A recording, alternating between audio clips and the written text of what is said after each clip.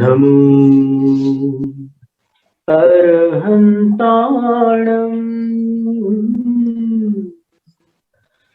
नमो सिद्धाणं नमो आयर्याणं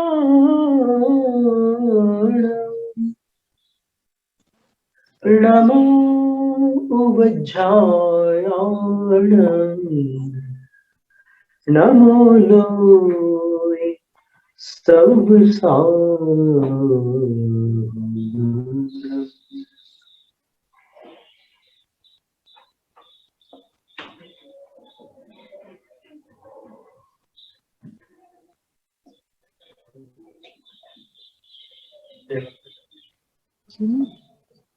एकत्व भावना का फल पूर्व सत्र में अपन ने देखा था। इसमें एक गाथा दी थी कि बहन के ऊपर वो लुटेरे ने उपसर्ग किया और सारे आभूषण लेकर चले गए, तो भी साधु को कोई फर्क नहीं पड़ा। जिन कल्पी साधु थे वो, जिन कल्पी का तीर्थंकर की चर्या पालने वाले साधु, संग में रहने वाले या फिर उपदेश करने वाले साधु नहीं, केवल ज्ञान तक मौन रहने वाले, तीर्थंकर की चर्या पालने वाले साधु। तो वो बिल्कुल चुपचाप बैठे रहे, कुछ नहीं, सब देख रहे हो लेकिन तटस्थ समता में अवस्थित है।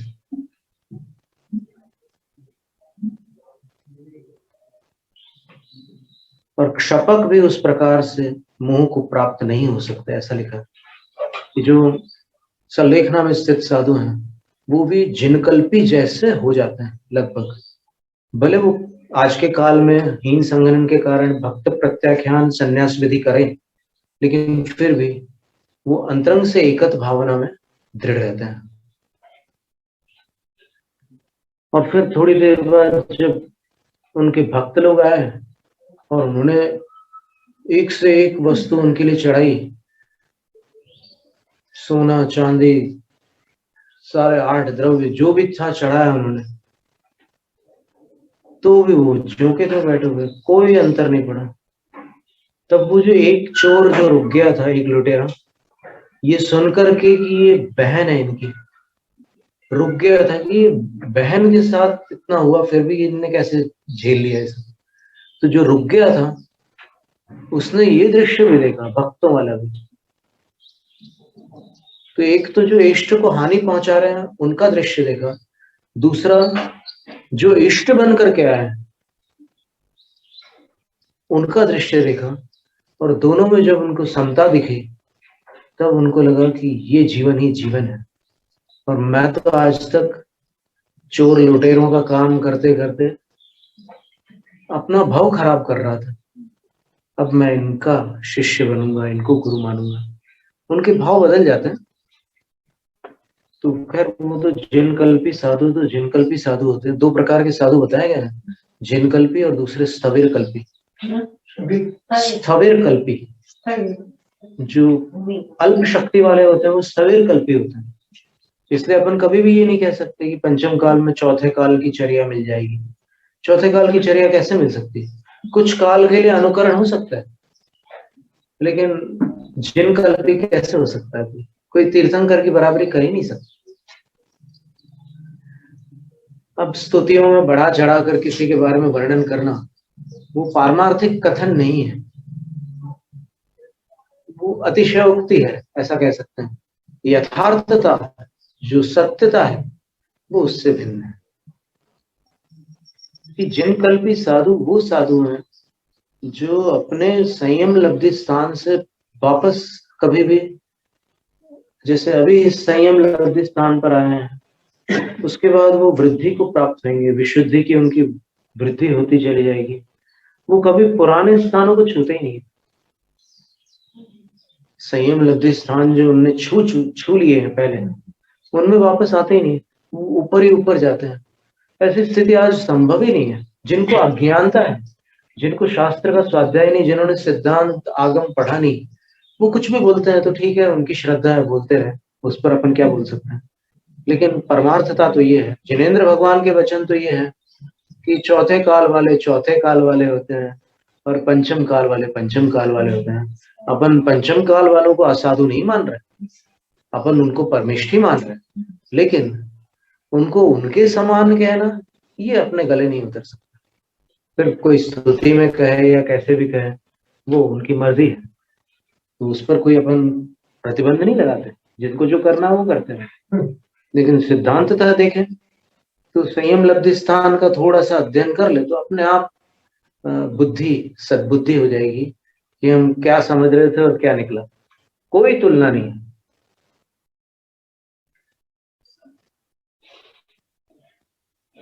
एक अंतराय में क्या हाल हो जाते हैं आज, कभी उपवास में अगर पित्त बढ़ जाए तो क्या स्थिति होती है, कभी सिर दुखने लगता है तो क्या स्थिति होती है। कहना अलग बात होती है, लेकिन सत्य जो है वो सत्य है, वो थोड़ी असत्य हो जाएगा। तो इसलिए एक तो क्या है कि ये अतिशयोक्ति जो है वो इस परमार्थ मार्ग में शोभा नहीं देती। फिर भी भक्ति में कभी अपन गुणों को बढ़ा चढ़ा कर बोलते हैं, उसमें आपत्ति नहीं है, क्योंकि स्तुति की परिभाषा ही आचार्य समंतभद्र स्वामी ने लिखी है। गुण स्तोकम सदुल्लंघ्य तद बहुत्व कथा स्तुति। गुण स्तोकम थोड़े गुण है, लेकिन तद बहुत्व कथा स्तुति, उनको बहुत बना करके बोलना, उसका स्तुति है। तो आनंद त्यागते गुणा वक्तुम अशक्यास्तु ऐसा कथम। हे अरनाथ भगवान, आपके गुण अनंत हैं, तो अनंत गुणों को बढ़ा चढ़ाकर कौन बोल सकता है। तो आपके गुणों को ज्यों का त्यों भी नहीं बोला जा सकता, घटाकर बोलना पड़ता है। और आपके गुणों को घटाकर बोलना ही हम लोगों के लिए तो स्तुति कहलाती है, आपकी स्तुति है। तो फिर बढ़ाकर गुणों का वर्णन करना तो स्तुति आपकी हो ही नहीं सकती। आपकी स्तुति तो वैसे हो ही नहीं सकती कि बढ़ाकर बोलते हैं। आपके गुणों को तो ज्यों का त्यों ही नहीं बोल सकता कोई। शब्द संख्यात है, आपके गुण अनंत है, वो असंख्यात भी नहीं है, अनंत है, तो आपकी तो स्तुति हो ही नहीं सकती।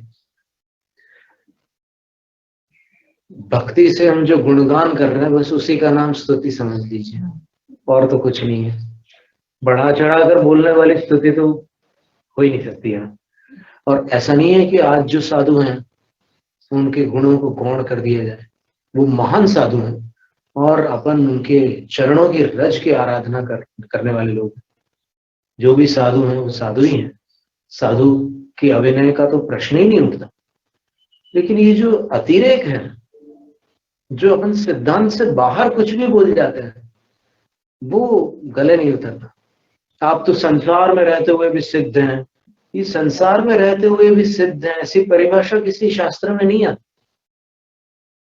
भावी नय से सिद्ध है, ये तद्भव मोक्षगामियों के लिए कहा गया है। आप देख लिए सामायिक पाठ में एक श्लोक आता है,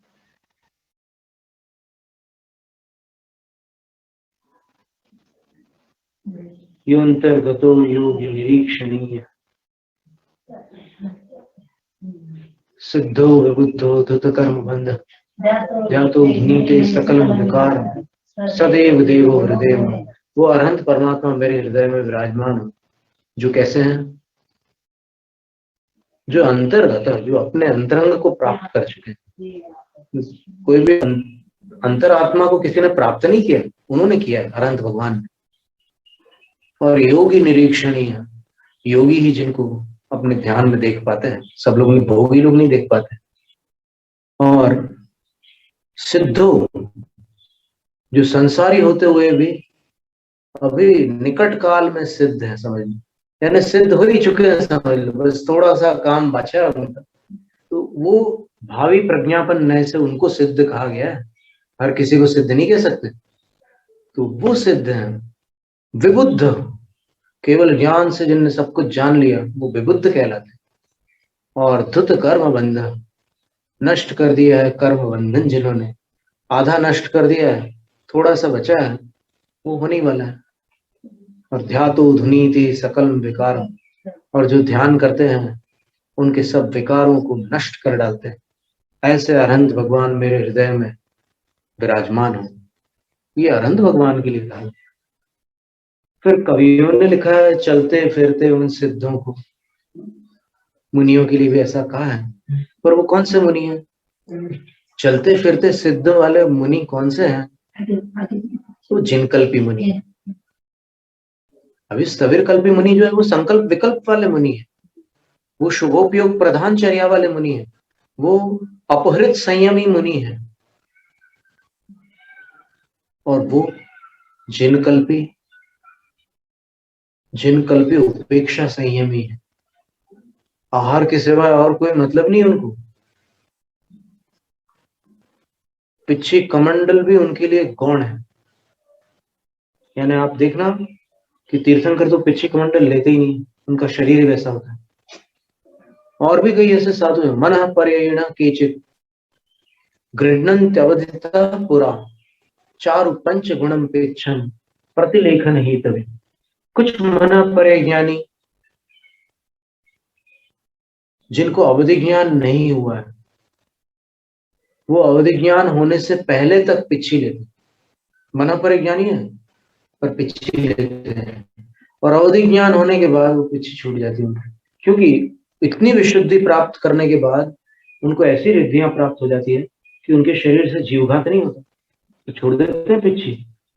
जब तक उपयोग है तभी तक रखते हैं, और जब तक उपयोग नहीं है तो फिर वो किस काम के? क्यों इन अनावश्यक क्यों रखें, छोड़ देते हैं पिछी। ऐसा भद्रबाहु चरित्र में आचार्य रत्नानंदी महाराज जी ने लिखा हुआ ये श्लोक। और फिर वहां जो परिवार विशुद्धि संयम वाले हैं वो तो पिछी रखते ही नहीं है, क्योंकि उनके शरीर से किसी जीव को बाधा ही नहीं होती। और वो चौमासे में भी रोज दुगाऊ गमन, 2 गव्योति गमन करते हैं, 2 कोस चलते हैं पूरे चौमासे। प्रतिदिन उनका गमन होता ही हो, एक दिन में 2 कोस चलना ही चलना है उनको। ये परिवार विशुद्धि संयम अति दुर्लभ है, और केवल तीर्थंकरों के काल में होता है। तीर्थंकर मोक्ष चले गए, परिवार विशुद्धि संयम बंद।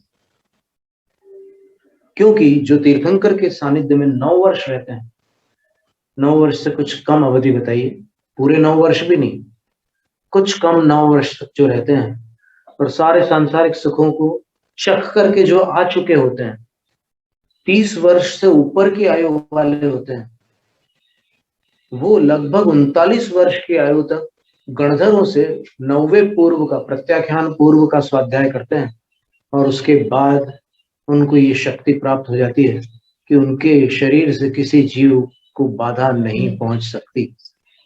ये परिहार विशुद्धि संयम वाले महामुनिराज होते हैं।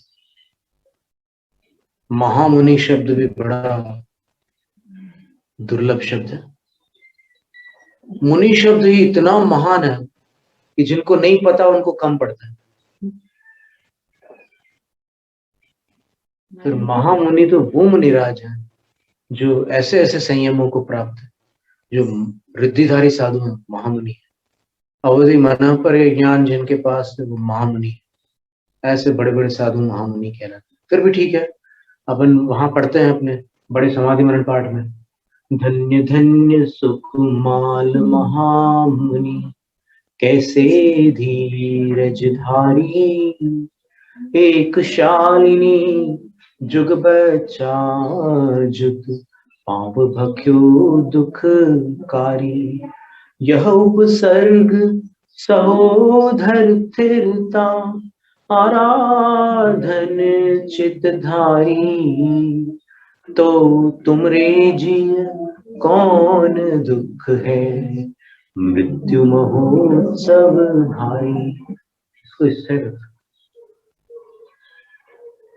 महाराज जी, ये जो परिहार विशुद्धि मुनि है ब्रह्मचारी नहीं, आपने बताया नहीं है।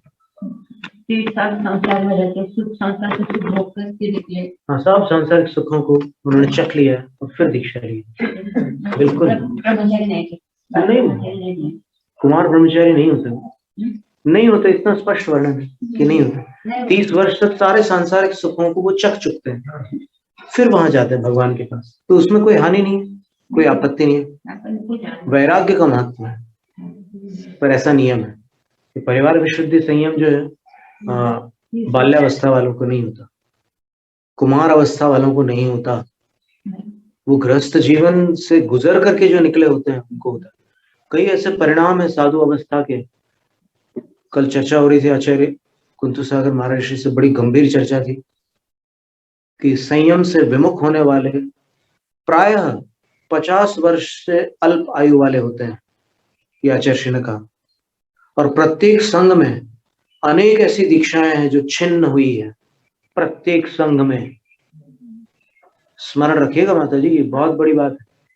ऐसा कोई संघ नहीं है जिसमें दीक्षाएं छिन्न न हुई हो।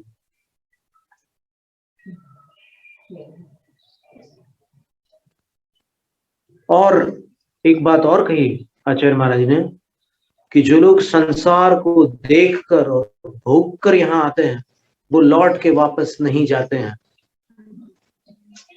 कितनी गंभीर बात है ये। तृप्त नहीं हो जाते, थक जाते हैं, परेशान हो जाते हैं, पक जाते हैं, ऐसा बोलिए माता जी। तृप्ति तो संभव ही नहीं, मोक्ष के अतिरिक्त कहीं तृप्ति नहीं है, पक जाते हैं। बिल्कुल ठीक बात है। तो हम उनका आदर करते हैं जिन्होंने गृहस्थ जीवन को पार करके भी इस संन्यास मार्ग को अंगीकार किया, और वृद्धावस्था में भी जो संयम के प्रति निष्ठावान है। हम जब वृद्ध साधुओं को और वृद्ध माताजियों को देखते हैं तो हमारे अंदर विशेष सम्मान उत्पन्न होता है। ये क्या मतलब, हम लोग ठीक है छोटी उम्र में निकल गए, आचार्य श्री ने 22 साल में दीक्षा ली, आचार्य विद्यासागर महाराज ने 22 साल में ली, हमने 22 साल में ली। तो ये एक हिसाब से देखो तो ऐसा लगता है कि हम बड़े हैं, वो फंसे रहे संसार में, फिर फंस करके बाहर निकले। ऐसा उल्लेख भी आता है शास्त्रों में कि जिन्होंने बिना चखे त्याग कर दिया वो श्रेष्ठ है, फिर जिन्होंने चख करके त्याग किया वो मध्यम है। और ऐसे 3 श्रेणियां आत्मानुशासन ग्रंथ में दी है। लेकिन तब भी ये अहंकार का विषय नहीं है, क्योंकि त्याग का अभिमान त्याग से नीचे गिरा देता है। जितने भी त्यागी अभिमान करते हैं उनकी विशुद्धि पतित हो जाती है। आप विचार कीजिए इसकी सत्यता पर, आप विचार कीजिए कि जितने भी त्यागी त्याग का अभिमान करते हैं उनकी विशुद्धि नीचे आ जाती है। दीक्षा के समय कितनी विशुद्धि थी और घमंड आने के बाद कितनी विशुद्धि रह गई, तुलना करके देख सकता कोई भी, सब अपने आप पता चल जाता कि अब बस इसी में मैं अटका हुआ हूं कि हम उससे आगे। अरे ये तुच्छ गृहस्थ, ये असंयमी गृहस्थ, ये क्या जानते हैं। कभी कभी असंयमी भी संयमी से ज्यादा जानते हैं। कौन जानता है, आप किसी को तुच्छ नहीं समझ सकते। क्या मालूम कितने जन्मों का उनका अनुभव, कैसे कर्मों का उनके उदय है और कैसी कैसी परिस्थितियों से निकले हैं। सीता जी की बराबरी कर सकता है क्या कोई आज पंचम काल में? और गृहस्थों में और भी कितने ऐसे उदाहरण है पुराणों में। जिनदत्त गृहस्थी तो थे, उनका चरित्र पढ़कर देख लीजिए, तो ऐसे किसी की भी अवमानना नहीं कर सकते अपन। कभी कभी देखो वर्णी जी की जीवन गाथा में लिखा है कि भिखारी को बहुत निकम्मा और फालतू के आदमी समझते थे। एक बार ऐसी बहस हो गई उनकी, तो फिर भिखारी ने जो ज्ञान दिया उनको, तो वर्णी जी की बुद्धि एकदम शांत हो गई। उनको लगा कि भाई कोई भी इंसान किसी से कम नहीं है, क्या पता किसने क्या देखा है जो मैंने नहीं देखा है। इसलिए जो सभी जीवों का मूल्यांकन करना जानते हैं वही सच्चे अहिंसा महाव्रती हो सकते हैं। जो किसी जीव को तुच्छ समझते हैं और किसी का तिरस्कार करते हैं वो भाव विशुद्धि को प्राप्त नहीं कर सकते। एक जीव बड़ा मूल्यवान है, अपन नहीं जानते। हो सकता है आज जो 7 व्यसनों में डूबा हुआ है वो अपने से पहले मोक्ष जाने वाला जीव केवल के ज्ञान में। अपन क्यों किसी को गिरा हुआ समझे? अपन अनादिकाल से अपन क्या गिरे हुए नहीं थे? अपन क्या दूध के धुले थे? अपन कब से महात्मा बन गए? ये बात सोचने की। इसीलिए समता भाव, देखिए आप कैसी समता भाव उनके अंदर, जिनकल्पी साधु, कितना समता भाव है उनके अंदर। कुछ नहीं, ये सब पुण्य और पाप का नाटक चल रहा है और कुछ नहीं। किसी में प्रतिभा होती है, किसी में प्रभाव होता है, किसी में पुण्य होता है, वो दुनिया में छा जाता है। लेकिन नहीं छाने वाले भी अनंत जीव सिद्धालय में विराजमान है, सोच लेना।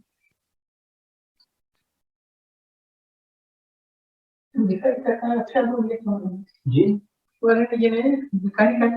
वो भिखारी ने ऐसी ऐसी बातें बोली उनसे कि उनको समझ में आ गया कि लोग कैसा जीवन जीते हैं और क्यों ऐसा करते हैं। आपको पता नहीं है कि वो क्यों ऐसा कर रहे हैं, और आपने फटाफट न्यायाधीश बन करके फैसला दे दिया कि तुम गलत हो।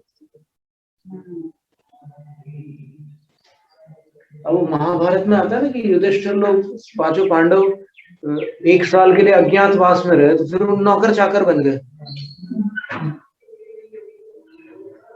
तब युधिष्ठिर को यह अनुभव हुआ था कि दास होना कितना जटिल कार्य होता है।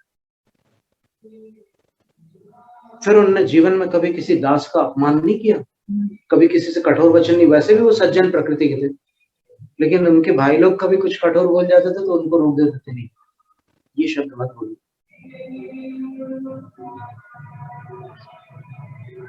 एक अपन देखो चींटियों की रक्षा करते हैं, अपन छना हुआ पानी पीते हैं, फिर इंसानों के प्रति क्यों अपन भूल जाते हैं कि ये इंसान है। कितने मूल्यवान है सारे जीव, कितने बेशकीमती है। वो जीव है, अपनी जाति के हैं। 6 द्रव्यों में से अपनी जाति जीव द्रव्य वाली जाति है, सबकी कीमत है।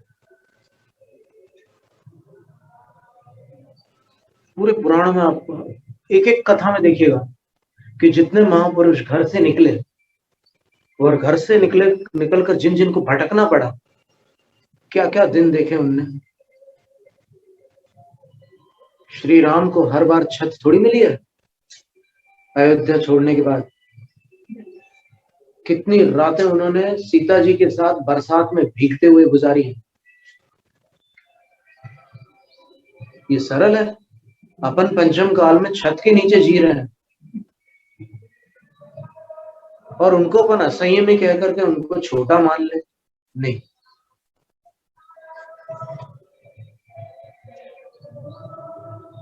जो जिस ज्ञान, अनुभव और परिस्थिति में अपने से अधिक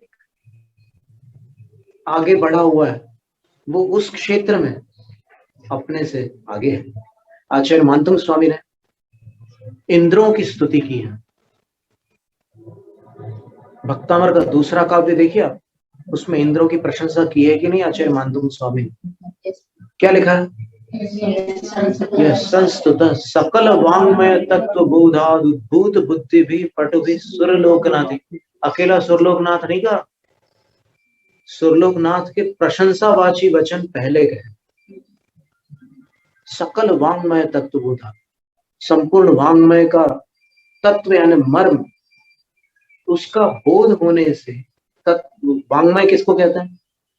तो महापुराण में आचार्य भगवत जिनसेन आचार्य महाराज ने लिखा है कि छंद, व्याकरण और अलंकार, इन 3 के समूह को वांग्मय कहते हैं। जिस साहित्य में छंद हो, व्याकरण हो और अलंकार हो, उसे वांग्मय कहते हैं। तो उसके मर्मज्ञ होने से उद्भूत बुद्धि पटु हुई, उत्पन्न हुई बुद्धि के कारण जो पटु अर्थात स्तुति करने में कुशल थे, ऐसे सुरलोक नाथ ही यह संस्तुत। देवलोक के जो नाथ यानी इंद्रों ने यह संस्तुत जिनकी स्तुति की थी। कैसे स्तुति की थी? जगत त्रितय चित्त हरे उदारी स्तोत्रे, तीनों जगत के चित्त को हरने वाले और उदार यानी महान स्तोत्रों के द्वारा स्तुति की थी। और फिर अंतिम पंक्ति में आचार्य महाराज अपने को इंद्रों से छोटा बताते हुए कह रहे हैं, तम प्रथमम जिनम जिनेन्द्रम अहम अपि किल स्तोष्ये। मैं भी इस पंचम काल के छोटे से ज्ञान के साथ उन प्रथम तीर्थंकर की स्तुति करने वाला हूं। कितनी बड़ी बात है। इतने बड़े आचार्य जब एक असंयमी देव के ज्ञान का सम्मान कर सकते हैं, तो आज अपन सिर्फ उनका असंयम क्यों देखते हैं? उनके गुणों को क्यों नहीं देख पाते? अंधे क्यों हो जाते हैं अपन उनके गुणों को देखते समय? अपने को उनका असंयम और उनके राग द्वेष, उनके हथियार क्यों दिखते हैं? उनका सम्यक दर्शन क्यों नहीं दिखता? उनके 14 पूर्वों का ज्ञान क्यों नहीं दिखता? सारी बातें सोचने की है। अधिक चतुराई हमेशा हानिकारक होती है, क्योंकि अगर अपने अंदर अभिमान आ गया तो समझना उसी क्षण से पतन प्रारंभ हो गया। ये बात है। तो वो एकत्व भावना में वो साधु, जिन कल्पित साधु, वो महामुनि है। अभी जो मुनि है वो मुनि अपनी अपेक्षा से महान है, पर महामुनि जो संज्ञा है परमार्थतः, आप शास्त्रों में देख लीजिए, कहीं भी महामुनि शब्द आएगा, पंचम काल के साधु के लिए कहीं महामुनि शब्द है।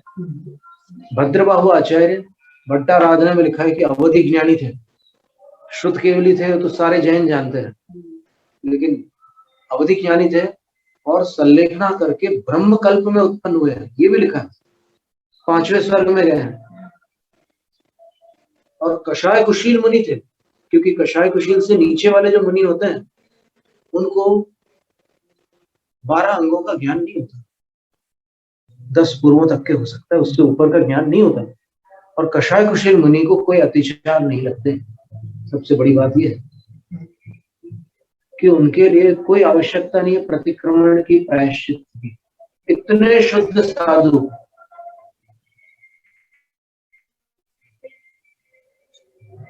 उनके सामने अपन आज के बारे में विचार करें तो अपन कितने छोटे हैं उनसे। उनके चरणों की धूल है, और धूल इसलिए है क्योंकि अपने अंदर भक्ति है, बस वो अपने हृदय में है, इसलिए अपन उनके चरणों की धूल है। ये बात नहीं, प्रतिक्रमण तो शुरू से आदिनाथ भगवान के काल से, लेकिन कषाय कुशील मुनियों को दोष नहीं लगता, ये बात अलग है।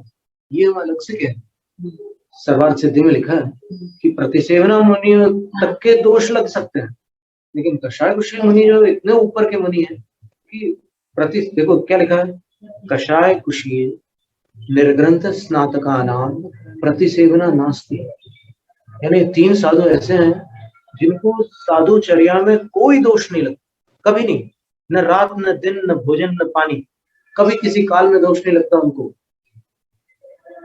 अपन कल्पना कर सकते हैं क्या उनकी? अभी तो एक दिन नहीं कटता बिना दोषों के। अपन जितना शास्त्र हम पढ़ रहे हैं तो हमें तो लग रहा है कि हम तो सबसे छोटे हैं, सबसे छोटे, ऐसा लगता है। और अंत में जो संतोष भावना है वो बड़ी अद्भुत है। संतोष भावना में आचार्य कहते हैं, तो एकत्व भावना हो गई,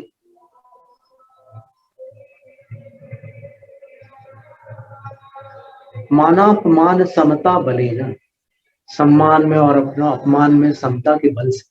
समता का अर्थ ऐसा नहीं कि लाचार होकर के सहन करना, अरे मेरा कोई सम्मान नहीं करता, ठीक है अपन साधु हैं, समता रखो। ऐसा रोते रोते समता नहीं रखी जाती, समता तो आनंद के साथ होती है।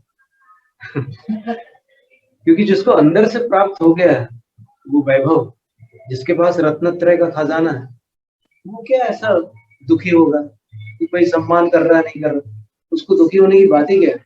उसको तो रत्नत्रय की प्राप्ति हो चुकी है। और अगर दीक्षा ले लिए तो फिर 4 आराधना है उसके पास।